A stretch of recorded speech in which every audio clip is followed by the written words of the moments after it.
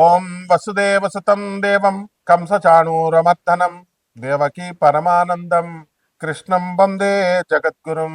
శ్రీ రాధాకృష్ణాభ్యాం నమ. కృష్ణం వందే జగద్గురుం, అర్జునం వందే జగదేక వీరం. ఓం శ్రీ ధర్మశాస్త్రాయ నమ. స్వామియే శరణమయ్యప్ప. మనము ఈ యొక్క శనిగ్రహము వక్రించి మనకి మీనరాశిలో ఉన్నాడు. మరి కార్తీక మాసం వచ్చేసరికి భక్తులంతా కూడా, అయ్యప్ప స్వామి భక్తులంతా కూడా నల్లని వస్త్రాలు ధరించి మనం అయ్యప్ప స్వామి కొండ మీదకి వెళ్తాం. అయితే ఈ నల్లది అనేటటువంటి వస్త్రాలు అజ్ఞానంలో ఉన్నారు.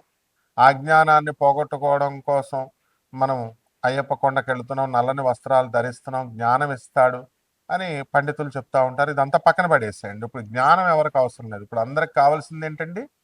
డబ్బు, భౌతిక లోకంలో ఉన్నటువంటి సమస్యల పరిష్కారం అవ్వాలి. ఇది అయ్యప్ప స్వామి చేయగలడా? ఇది శనీశ్వరుడు చేయగలడా? ఇది ప్రశ్న, డైరెక్ట్ ప్రశ్న.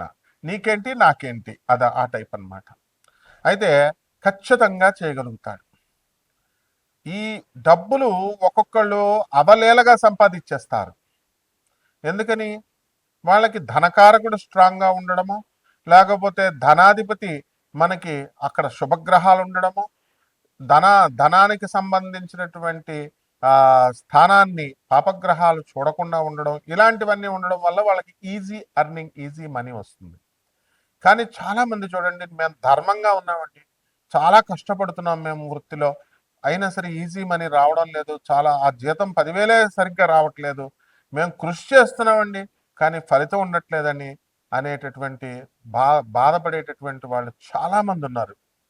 అయితే దీనికి కారణం ఏంటంటే మన గ్రహ సంపుటేనండి. ఈ గ్రహ సంపుటి ఉంటే ఇంక ఇంతేనండి గురుగారు జీవితాంతం ఇంతేనా అంటే ఇంతే, మరి తప్పదు. కానీ under special discretion power of lord Satan and under the special discretion powers of lord Ayyappa, your evil effects can be nullified. అంటే అయ్యప్ప స్వామి తలుచుకున్నా, లేదా శనీశ్వరుడు తలుచుకున్నా, మనకున్నటువంటి ధనం రావడానికి అవరోధమైనటువంటి గ్రహాలు ఏవైతే ఉన్నాయో వాటిని అన్నిటిని ప్యాసిఫై చేసి, ఆ మ్యాలిఫిక్స్ని, ఆ చెడ్డ గ్రహాలన్నీ తీసేసి, ఏ ఏ గ్రహా అరిష్ట స్థానగతాహ తేషాం గ్రహాణం శుభ ఏకాదశ స్థానాఫలాభ్యాప్త్యర్థం. ఏ గ్రహాలైతే చెడ్డ స్థానాల్లో ఉన్నాయో ఆ గ్రహాలన్నింటినీ కూడా శుభస్థానాల్లోకి మనం రప్పించగలుగుతాము అని చెప్పేసి ఈ శాస్త్రం వచనం అన్నమాట.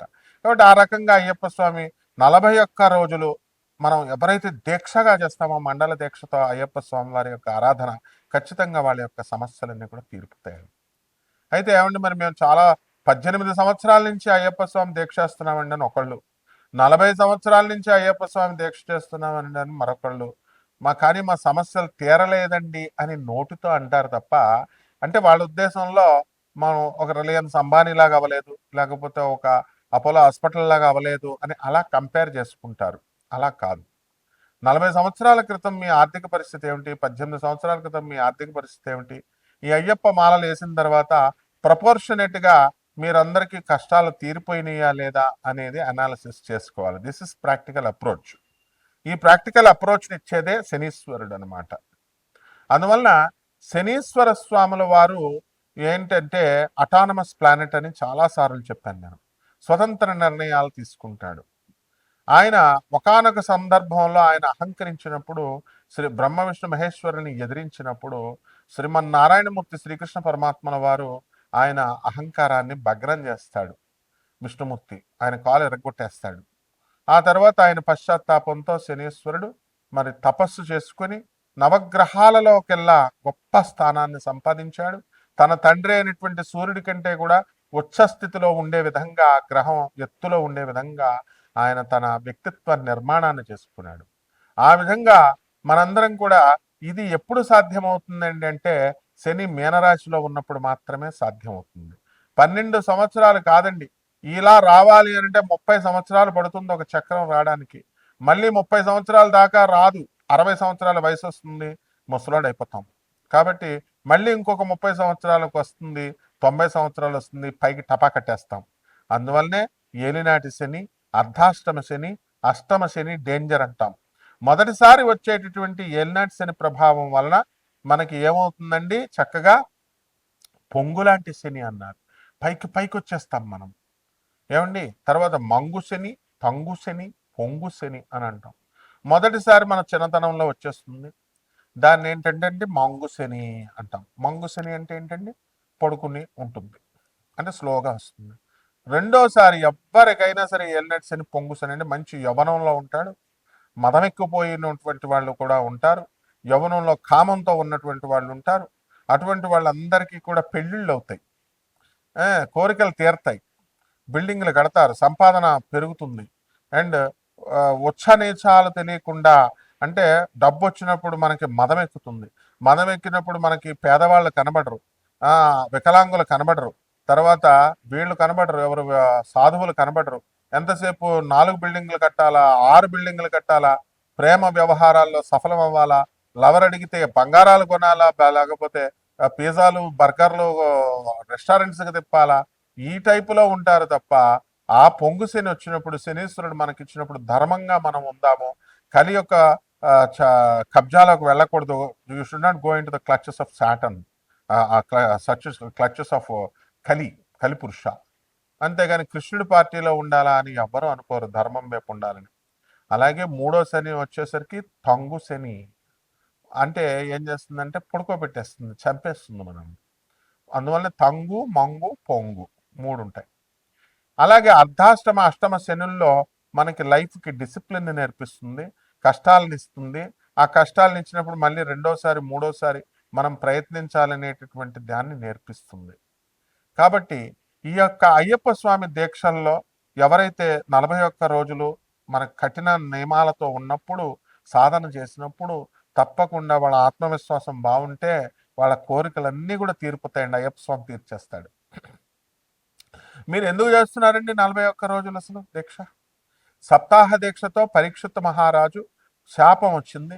ఆయనకి ఇంక 7 రోజుల్లో ఆ సర్పరాజు అయినటువంటి తక్షకుడే నిన్నొచ్చి కాటు వేస్తాడని ఒక ఋషి కుమారుడు శాపం పెట్టిన తర్వాత అతను 47 రోజుల్లో మోక్షం వస్తుందా, అసలు జీవిత పరమార్థం తీరుతుందా అని చెప్పి జనమేజయుడిని, శుకుణ్ణి, వ్యాస మహర్షిని అందరినీ పిలిచినప్పుడు శుకబ్రహ్మ వచ్చి భాగవత సప్తాహం చేసినప్పుడు సప్తాహ దీక్షతో అతనికి మోక్షం వచ్చింది. అప్పుడు కూడా పరీక్షిత్ మహారాజు ఏమడుగుతాడంటే, 7 రోజులు చేయాల్సిందేనా అండి, లేదా ఒక్క పూట ఒక్క రోజులో ఎప్పుడైనా 7 రోజుల్లో మనకి మోక్షం వచ్చినటువంటి ఉదంతాలు చరిత్రలో ఉన్నాయా అని అడిగితే, పిచ్చోడా, ఒక్క క్షణంలో కూడా ఉందిరా భాగవతంలో, కృష్ణ అనేటువంటి నామాన్ని జపించితే ఒక్క నిమిషంలోనే మరుక్షణంలో కూడా మోక్షం పొందినటువంటి ఉదంతాలు ఉన్నాయి అని చెప్పేసి శుకబ్రహ్మల వారు భాగవత ప్రామాణికంగా తీసుకొని చూపించారు. కాబట్టి ఎంత అథారిటేటివ్గా చూపించారు, ఎంత అథెంటిక్గా చూపించారు. కాబట్టి మనము అయ్యప్ప స్వామి ధర్మశాస్త్ర, అంటే ధర్మాన్ని శాసిస్తాడు ఆయన. అందువలన ధర్మం వైపు నడుచుకున్నటువంటి వాళ్ళకి ఖచ్చితంగా ఆయన కోరికలు తీరుస్తాడు. శనీశ్వరుడు కూడా న్యాయ దేవత, ధర్మ దేవత. అందువలన వీళ్ళిద్దరికీ కూడా చాలా పోలికలు ఉంటాయన్నమాట. అందువలన మహిషము ఆయన ఏం చేశాడు, మనకి మహిషాసురుని చంపాడు. మహిషిని, ఆయన భార్య అయినటువంటి మహిషి అజ్ఞానాంధకారంలో ఉంటే ఏం చేస్తామండి మనం, ఎవరు చెప్పింది వినం. దున్నపోత అవతారం అంటే ఏంటండి, దున్నపోత అవతారం అంటే వాళ్ళు మూర్ఖత్వం వచ్చేస్తుంది. మానవుడు మృగంగా మారి ఎవరి తల్లిదండ్రులు చెప్పిన మాట వినకుండా, తల్లిదండ్రులకు తిండి పెట్టకుండా, చిన్నప్పుడు తల్లిదండ్రులు పాఠాలు బాగా చదువుకోరా అంటే స్కూల్కి వెళ్లకుండా, చదువుకోకుండా ఎదిరిస్తాడు. మధ్యలో ఉద్యోగం రాలేదని ఆ తర్వాత బాధపడతా ఉంటాడు. పెళ్ళం మాట విండు, తాగొద్దురా చచ్చిపోతావంటే తాగుతాడు. ఆ తర్వాత స్నేహితులతో మంచిగా ఇచ్చేస్తాడు, ఎంజాయ్ చేస్తాడు. వార్ధక్యం కబలిస్తుంది, తర్వాత మనిషి చనిపోతాడు. పిల్లలకు పాప ఆస్తులు సంపాదించలేదని వాళ్ళ తిట్టుకుంటారు. ఈ సంసార జంజాటం ఇలా జరుగుతూ ఉంటుంది కదా. ఇవన్నీ కూడా మూర్ఖత్వం. ఎందువలన చిన్నప్పుడు తల్లిదండ్రులు చెప్పినప్పుడు, చిన్నప్పుడు మేస్టారులు చెప్పినప్పుడు, గురువులు చెప్పినప్పుడు, పెద్ద అయిన తర్వాత ఆధ్యాత్మిక గురువులు, అంటే ఒక ఆధ్యాత్మిక గురువులు అంటే మీకు దొరికే ప్రతి ఒక్కళ్ళు కాదు నాయన. జగద్గురువులైనటువంటి ఆదిశంకరులు, వివేకానందుడు, ప్రభాత్ రంజన్ సర్కార్, ఆనందమూర్తి గారు, అలాగే పరమహంస యోగానందుల వారు, ఇటువంటి రమణ మహర్షి, ఇటువంటి మహానుభావులు చెప్పినటువంటి గురువులు చెప్పినటువంటి ఐడియాలజీని మీరు ఫాలో కాకుండా మీ ఇష్టానుసారంగా చేసుకుంటే అప్పుడు ఏమవుతుందండి, కష్టాలు అనేటటువంటివి వస్తాయి.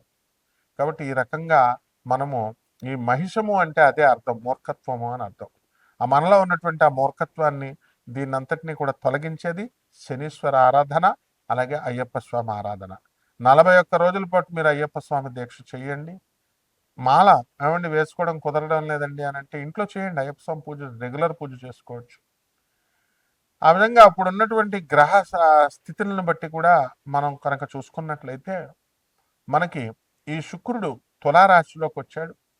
బుధుడు వక్రించి నవంబర్ నెలాఖరికి మరి తులారాశిలోకి వచ్చాడు. శుక్రబుధులు ఇద్దరు కలిశారు.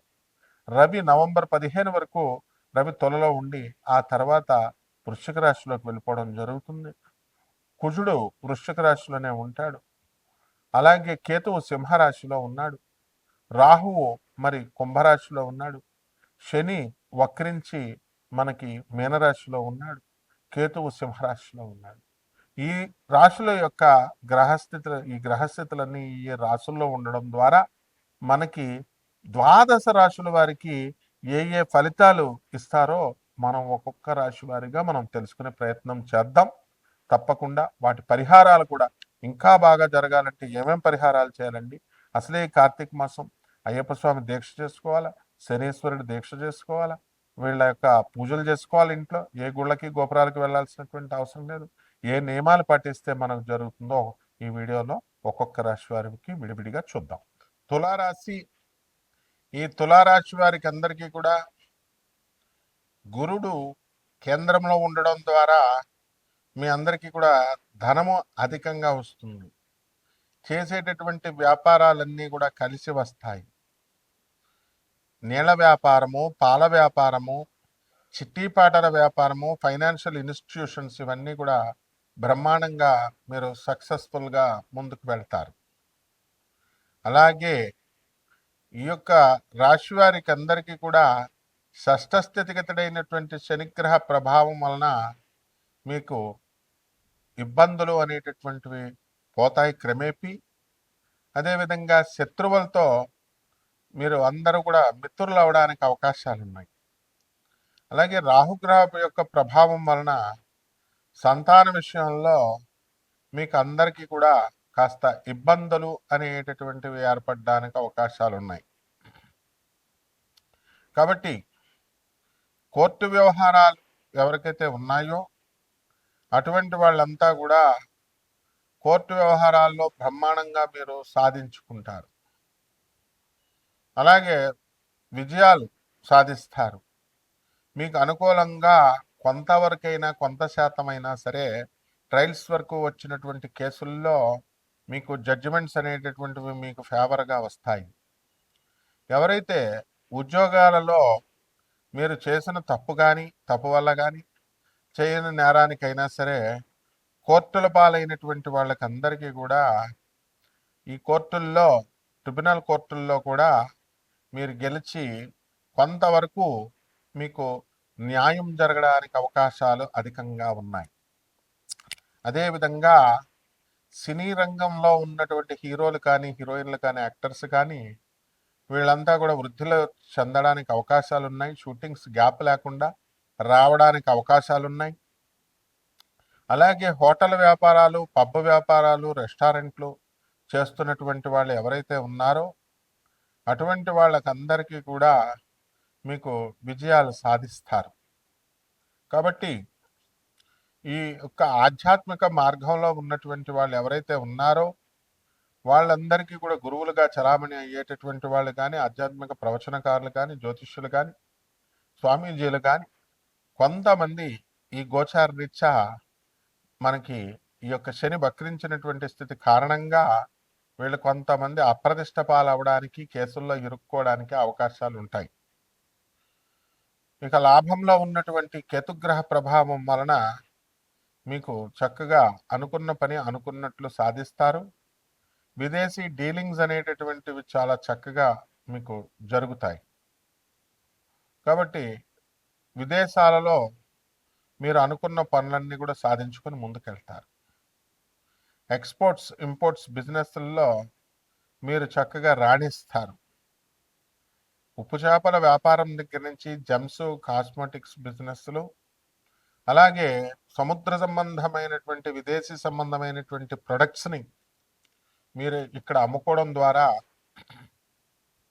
మీకు లాభాలు అనేటటువంటివి రావడానికి అవకాశాలు ఉన్నాయి. అలాగే ఆటోమొబైల్ ఇంజనీర్లు, మెకానికల్ ఇంజనీర్లుగా ఉన్నటువంటి వాళ్ళకి ప్రమోషన్స్ రావడము, అధిక జీత భత్యాలు రావడము, ఇలాంటివన్నీ కూడా జరుగుతాయి. పెళ్ళిళ్ళు కానటువంటి వాళ్ళు ఎవరైతే ఉన్నారో అటువంటి యువకులకు అందరికీ కూడా పెళ్ళిళ్ళు అవడానికి అవకాశాలు ఉంటాయి. అలాగే నాటకాల రంగము, సినిమా ఫీల్డు, ఈ యానిమేషన్స్, డిజైనర్స్, డిటిపి ఆపరేటర్లు, వీళ్ళ యొక్క పరిస్థితి అద్భుతంగా ఉంటుంది. రైతులు ఎంతో కష్టపడి వ్యవసాయం చేస్తారు, కానీ సంపూర్తిగా ఫలితాన్ని వీళ్ళు పొందలేకపోతారు. అలాగే ఈ యొక్క గురుగ్రహము స్ట్రాంగ్గా ఉండడము, కేంద్రంలో ఉండడం ద్వారా వీరి యొక్క ఉద్యోగాలన్నీ కూడా సెక్యూర్డ్గా ఉండడము, ప్రమోషన్స్ రావడము, ఇలాంటివన్నీ కూడా జరుగుతాయి. కాబట్టి ఈ యొక్క తులారాశి వారంతా కూడా ప్రేమ వ్యవహారాల్లో సక్సెస్ అవడానికి అవకాశాలు ఉంటాయి. పిల్లల నుంచి వీళ్ళకి సంతోషం కలుగుతూ ఉంటుంది.